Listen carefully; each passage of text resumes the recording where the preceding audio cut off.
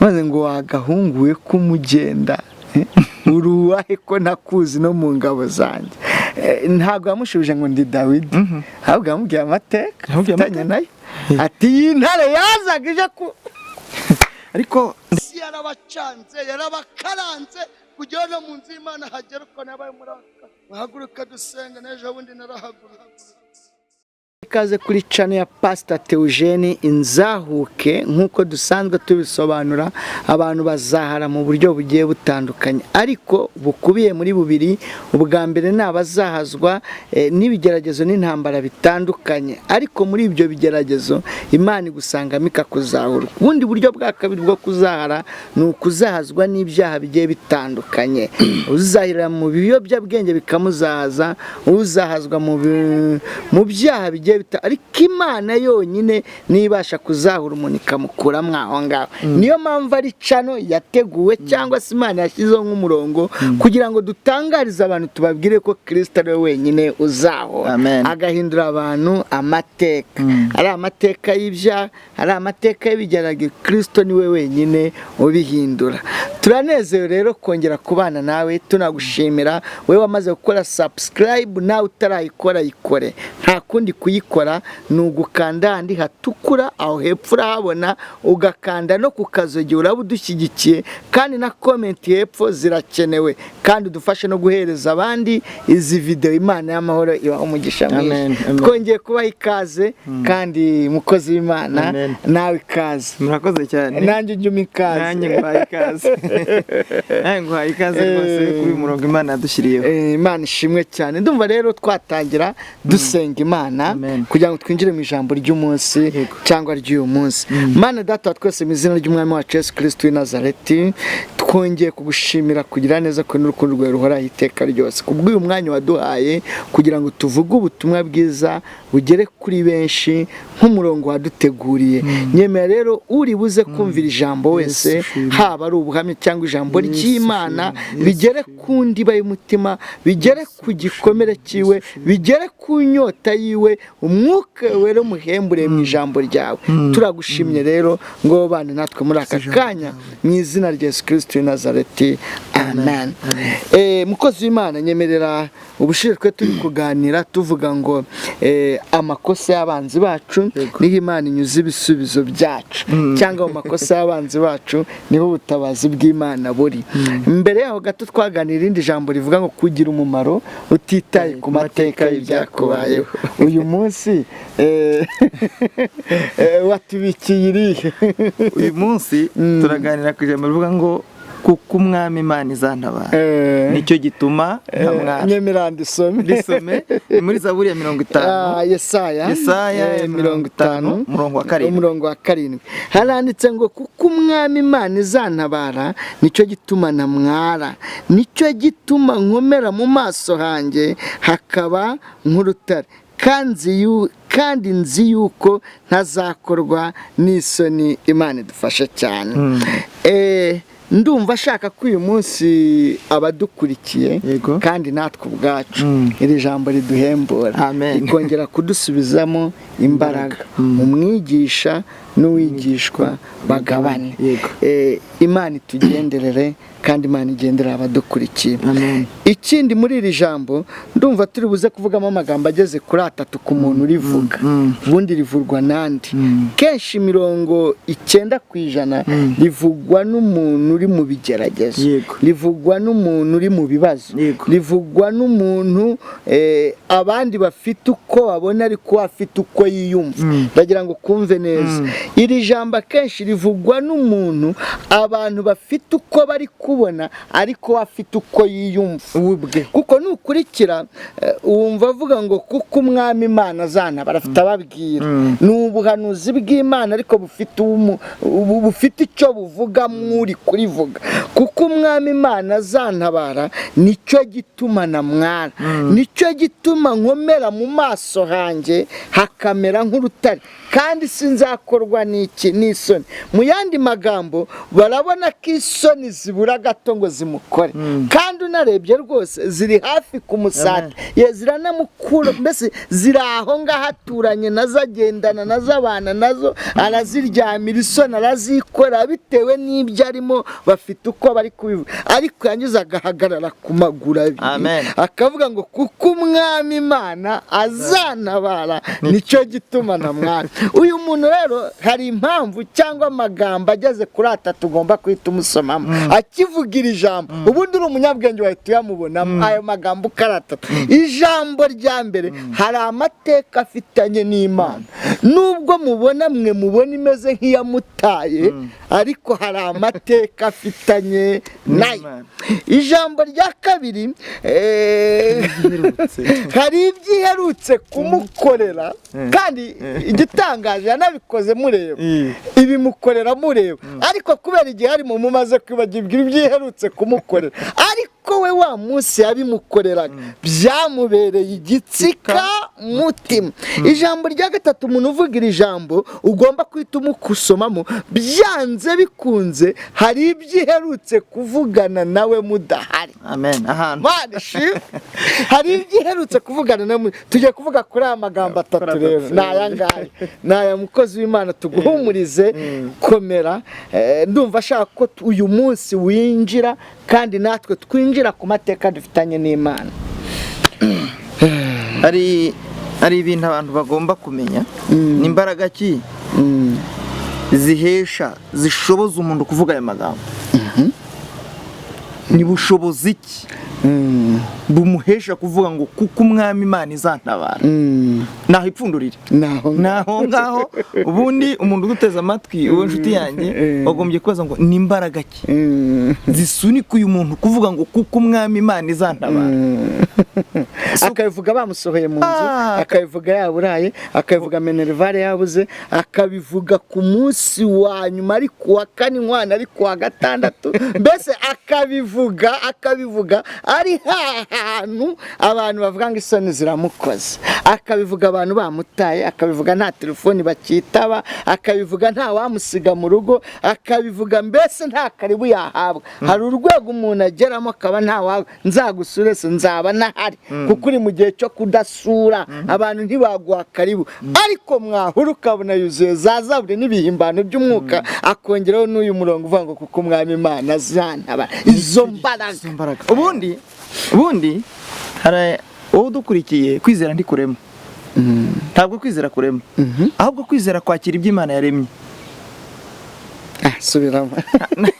Umuntu udukurikiye, ntabwo kwizera kurema, ahubwo kwizera ni nk'amaboko yakira ibyo Imana yakuremeye. Ibyo Imana yakuremeye, Imana yo ni umuremyi. Ntabwo rero habaho Imana ebyiri. Mu yandi magambo, ubyize utabyizeye Imana irabirema. Iyo niyo kwizerwa. Imana nta n'ikigusaba ngo uyize. Oya, kwizera Imana ni inyungu zawe, ni ukurambura amaboko ukakira ibyo Imana yakuremeye. Reka rero dusaba abantu kurambura amaboko, ubwanjye nzabyikorera, nta cyatuma izina ryanjye rigira gute, nta ruhare uzabigira. Oya, ntarwo. Reka dusaba umuntu wowe uduteze amatwi, inshuti yanjye, mama, ihangane urambura amaboko wakira ibyo Imana ikuremeye muri iri jambo. Kuko oya, ni ukuri, tumwinginge, rambura amaboko wakira iby'Imana ikuremeye muri iri jambo. Bivuze ngo kuko umwami Imana izantabara. Ntibigusaba kwikebagura, biragusaba gutera intambwe mu mwuka imwe, ukakira iby'Imana idutumye muri iri jambo ryayo. Amen. Bibiliya iravuze ngo kuko umwami Imana ni imbaraga ki. Twabonye ari impamvu eshatu. Icya mbere ni amateka wowe unkurikiye, wowe wicaye aho, wowe utazwi n'abantu, wowe utahabwa ijambo n'abantu, wowe utahamagarwa mu ruhame, wowe ukaba wicaranye amateka. Sifa kwa Mungu. Ukaba wicaranye amateka ufitanye n'umwami. Amen. isi yakumenya, abantu baguha agaciro batakaguha, wowe ufitanye amateka nivuga bikaba. Icyo kikwiye kugutera kuvuga ngo kuko umwami Imana izana iyo dufitanye amateka. Ariko turi ku mateka bitumye nibuka abasore batatu. Iyo tuvuze batatu, umuntu wese usoma Bibiliya ahita yumva Saduraka, Meshaki na Abedenego. Aba basore ngo babategeye ku Mana yabo. Bati nta yindi Mana ikwiriye gusengwa. Ba Daniel, igitabo cya Daniel barakibona. Umwami ageraho ategura itanura. Aravuga ati umuntu wese utubara kiriya kigirwamana arajugunywa muri iri tanura. Itanura baryenyegeza karindwi. Baragira ngo babyumve neza. Umwami kandi yakundaga aba basore, nkurikiye neza. Yageze n'ababwira ati ndabinginze mushone kuba mutari kumenya sinye yo kunama ngo mupfukame. Neno nibavuze amakondera narimba meneye ibanga, sinshaka kubahomba, mumbabarire mupfukame muramye iki kigirwamana. Umwami agira ngo ni iyihe Mana yabakiza amaboko yanjye? Basi mu yandi magambo yari yababwiye ngo nishe baso Imana itareba, nabakuye mu gihugu ndabanyaga mbazana muri iki gihugu Imana itareba. Umubabaro wose n'urugendo mbazana ahangaha mu bure Imana ntiyarebaga. Murabona Imana iri bubakure mu maboko yanjye ari iyi. Abo bana bavuga ijambo nakunze ku amateka bafitanye nayo. Baravuga ngo niyo wagira ute nta cyatuma twubara iki kigirwamana wabaje. Imana yacu ishobora ibasha kudukiza kandi naho itadukiza. Maze mu yandi magambo yari ababwiye ngo watuzanye turi bakuru. Umva aba basore babwiye umwami ngo watuzanye turi bakuru, kandi dufite amateka abasogokuru batubwiye. Imana yacu ko yabakuye mu Egiputa ikabambutsa inyanja itukura, ikabakiza amaboko ya Farawo, ikabazana ubutayu bwose, amazi y'imari Imana ikabaha amazi bakanywa, ikaza ikabasindagiza mu butayu ikabaha amanu bakarya, ikamanura inkoko bakarira inyama mu butayu. Imana ishimwe. Bageze kuri Yorodani, Imana itandukanye Yorodani bakuramo amabuye 12. N'ayo mabuye 12 y'ibihamya nubwo watuzanye twe twayagezeho twarayabonye.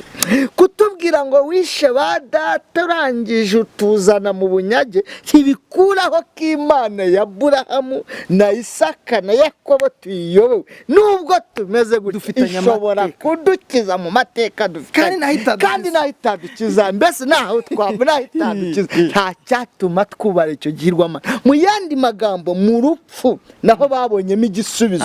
Mu mateka y'Imana kubiringiye Imana gupfa n'ugusinzira nta bwoba bwo. Mu yandi magambo bo babonagamo kurupfu kubizera nta kibazo. Iyo Mana ishobora kurikiza kandi nahitadukiza. Nta mpamvu nimwe yatuma twubara icyo kigirwamana. Naho twapfa tuzapfa tuyiringiye.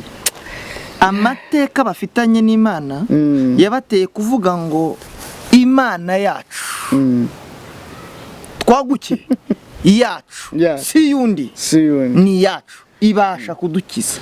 Nahitadukiza ntidushobora. Mu mateka baravugaga ngo harimo kuha agaciro no kwizirikana no gutekereza iby'Imana yakoze kera, kandi bagahishurirwa kwitananirwa, bagahishurirwa kwidahinduka, bagahishurirwa kwidasaza, bagahishurirwa kwidapfa, bagahishurirwa kwitagena hararukwa. Ako kandi abantu bajye bakumva ko Imana yacu ihararuka, bagateza ko Imana yacu itagihetama ngo yitwaza akabando none wagutinyaga ikiri umusore agufatiranye n'ubusaze bwayo. Ni bene ariko baravuga ngo ibasha kudukiza kandi naho itadukiza ntabwo turi bwubarare. Mu mateka bafitanye n'Imana abashoboza kuyihamya ko Imana ishobora byose. Niyo mpamvu bavuze ngo kuko umwami Imana izana, nicyo gituma ntamwara. Amateka bafitanye n'Imana. Nibutse ku bwa Yosuwa mu basomyi ba Bibiliya niwe muntu uhagaritse izuba. Avuga ati ngiye nkuzi nijoro nkakumenya no ku manywa. kandi ibyo ngiye kugusaba biroroshye kuko ntawe ubitira. Ntabwo ushaka ko urugamba rurangira. Twebwe umuntu ajya gusaba umuntu abanza kuvuga amagambo menshi akayakura kure akabanza kwisegura. Imana amubwira ati ibyo ngusaba urabifite Yesu. Ntawe ujya kubitira, nta audience usaba. Urabifite kandi kubiduha ntacyo bigutwaye. Ndagusaba kunyongerera igihe cy'izuba. Icyo gusa. Iminsi uzayireke. Tukiraho Imana itwongerera igihe. Itwongerera igihe mu izina rya Yesu. Imana itwongerera igihe. Mwene data udukurikiye Imana ikongerera igihe. Imana ikongerera igihe kuko igihe twabanga barabanga igihe ni ubutunzi. Ni ubutunzi bukomeye. Niyo mpamvu rero uriya mukozi Imana nawe yasabye ko Imana imwongerera igihe. Yesu aravuga ati igihe uyu munsi kiyongera. Nyongerera igihe kugira ngo ndusheho kugaragaza ko Imana ishimwe ushobora byose. Imana iti unsabye ikintu ufite. Kandi ikintu nakundiye Imana ntigira igisubizo kivuga ngo simbishoboye. Bene data muduteza amatwi ntabwo icyo gisubizo kiba mu ijuru. Ntabwo Imana igira icyo ngo ntibishoboka. Oya Imana nta kibazo ifite. Imana irabitanga. Wowe twagusabye kurambura amaboko gusa ukizera ibyo Imana ikorera. Amen. Aravuga ngo twongerera igihe izuba rihagarare aho rigezaho. Udutize umwanya tubanze dukinagura abanzi tubadihe bamenye ko dufitanye amateka n'Imana. Kuko si ubwa mbere utugabiza abanzi, si ubwa mbere uturwanirira, si ubwa mbere udutabara, tugabize n'igihe gusa. Dukubita abanzi bamenye ko Uwiteka ari we Mana. Papa dushobora no kuzabura igihe cyo kubivuga, ariko bazumva ko twakubitiye abanzi zuba ryahagaze bazamenya ko tubana n'Imana ifite amateka. Bimwe mu bintu binezeza Imana ni ukuyemerera ko hari n'abandi bazavuga iyo nkuru. Bazavuga aho ndahumvisha buretse gato ntibikorera twe biki gihe gusa, inabikora n'amateka azavugwa n'ikindi n'abandi kandi abandi bakavuga. Twabaye nk'ababivugaho.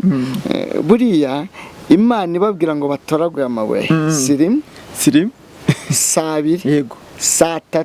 Imana yavuze ngo mutoragure amabuye 12 ahuye n'imiryango 12 ya Isirayeli, kandi buri muntu aryikorere.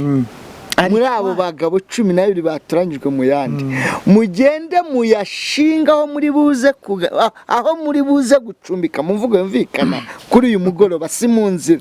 Ubundi ikigoye nabaritoragura mu kanogo bakarishyira peyaje kandi bagomba kurigerana muri rompo, kandi kuko ni igihamya. Urumva ni igihamya ugomba kuzamukana ukakigerana ku marembo y'ibisubizo byawe. Amen. Kugera igihe uzaba winjiye mu bisubizo urimo urabyumva ukajya uhindukira ukareba cya gihamya. Amen. Kavuga ati ndakwibutse kujya naho n'abana n'abazagukomoka bazajya bavuga ati data. Bibiliya yaranabivuze yaravuga ngo Imana yavuga ngo nuzababaza. Hari abantu bakunda kutubaza ngo Imana yawe iri nibwo uti nge nayibonye twiherereye ivugana nanjye twiherereye icyo turi bukigereho. Ariko uzababaza muzabwira ngo dufitanye amateka n'Imana idatinya Yorodani ikiri ngufi ikayireka ikuzura ireba, kandi Imana burya ifite n'imbaraga zo kuvuga Yorodani igahagarara igeze. Ariko arabwiye ngo nimusibire 3. Ibi ni bihamya. Yorodani ngo irazamuka iruzura yuzuye ngo abantu baterwa ubwoba nuko Yorodani yuzuye, ariko guhorera kwayo ngo kurumvikana. Wa muntu uvuga ngo kuko umwami Imana izantabara yarababwiye ngo nimuhagarare. Ubwo Yorodani yuzuye niho Imana igiye kugaragariza imbaraga zayo. Reka tubwire umuntu dukurikiye, reka mubwire, iyo Yorodani yuzuye ku muntu wa senze ufitanye amateka n'Imana ukwiye guhita umenya ko igihe cy'Imana cyageze. Iyo itaruzura nayo ikurindiririzaho. Iyo famiye ikikwitayeho, iyo muyomba kikwishyurira, iyo ugisurwa, iyo ukibyara ugahembwa bagutetesha, nta mbaraga z'Imana ubona.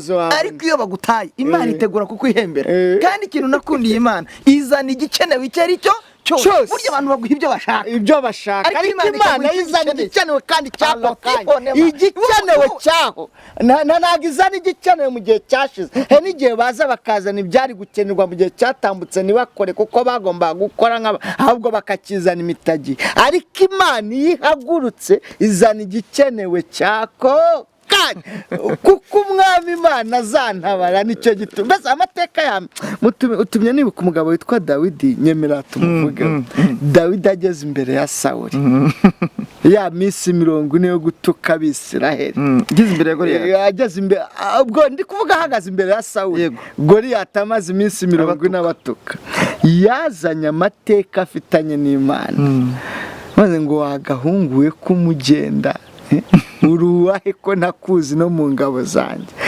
ntabwo yamushubije ngo ndi Dawidi ahubwo yamubwiye amateka afitanye nayo ati iyi ntare yazaga ije ku ariko ndagira ngo twibutse umuntu buri muntu wese reka dutekereze ubundi urivuga ati ndi kanaka ibyo sura vuga amateka ufitanye n'Imana wowe reka nkubwire umuntu arasaza kandi umuntu agizwe n'intege nke akagirwa n'igice cy'imbaraga igice cy'imbaraga ni Imana ikoreramo igice cy'intege nke kigaragaza umuntu nyine iyo uri umuntu nyine uri umuntu unanirwa wikwivuga wowe amateka ufitanye n'Imana nayahe agushoboza kuvuga ngo kuko umwami Imana izantabara ugoswe n'abanzi ugoswe n'ibigeragezo ugoswe n'isi si yakubanye nto uzi ko hari igisi kubana ntikakubyimbana washaka ahantu wakwinjiza umutwe ukahabura wagukundaga akakwanga uwo ari inshuti yawe akaguhinduka uwo abikije ibanga akarimena uzi ko ibintu bijya bikomera hari igihe ibintu bikomera uriho mwasangiraga rwose avuga ati nzakubwira ejo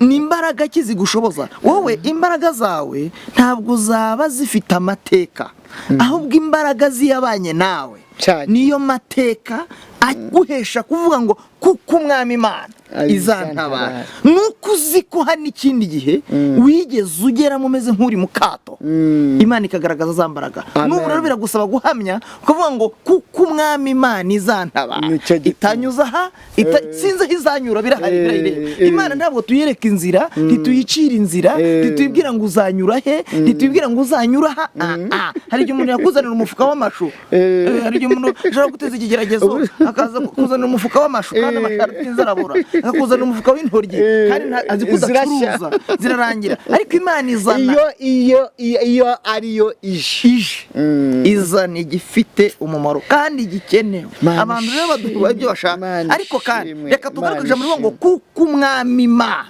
izantabara cyambere twabonye ni umuntu ufitanye amateka n'Imana bimutera guhamya kandi ibigeragezo bihagaze imbere ye bikamutera kwemera kandi bimusunika bihari bikamutera gushikama ibimunyeganyeza bihari akavuga ngo kuko umwami Imana kandi akabivuga kugeza igihe ibyo byose bibyumva ijambo rya kabiri twabonye nibyo iherutse kudukorera uriya muntu ariko nawe tutavuga Bibiliya nanjye hari ibyo iherutse kunkorera nawe hari ibyo iherutse kugukorera muri Bibiliya benshi barimo ab'Imana iherutse kugira ibyo ikorera kwavuga wahera mbese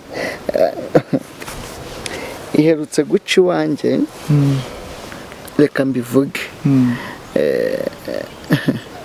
nari mfite intebe wicaraho zikitegura kuguha umunyenga utarazicaraho utarazibwira aho ugana izo ntebe wazumvise zikugendesha bashobora kugutembereza mbese wakwicara zigahita zigira gutya cyangwa zikaza mbese zikaguha ifuti utaricara kugeraho hari umukristo wansuye araza arambwira ngo ngo nta bimenyetso bigaragaza hano kari kwa pasiteri aha buri kimenyetso cyerekana ko ari kwa pasiteri si ubwo wasenga iriya hari igihe umuntu abura icyo asenga ariko data wa twese mufitanye amateka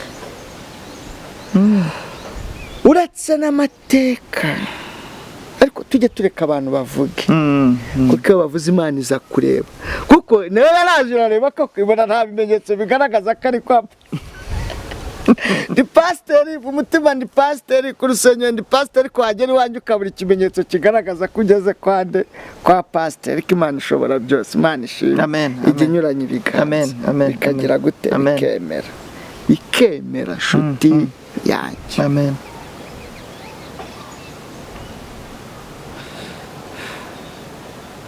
umuntu aba yibutse byinshi bimwe bikaba byatera umuntu igitsikamutima n'amarira akaba yaza mu marangamutima.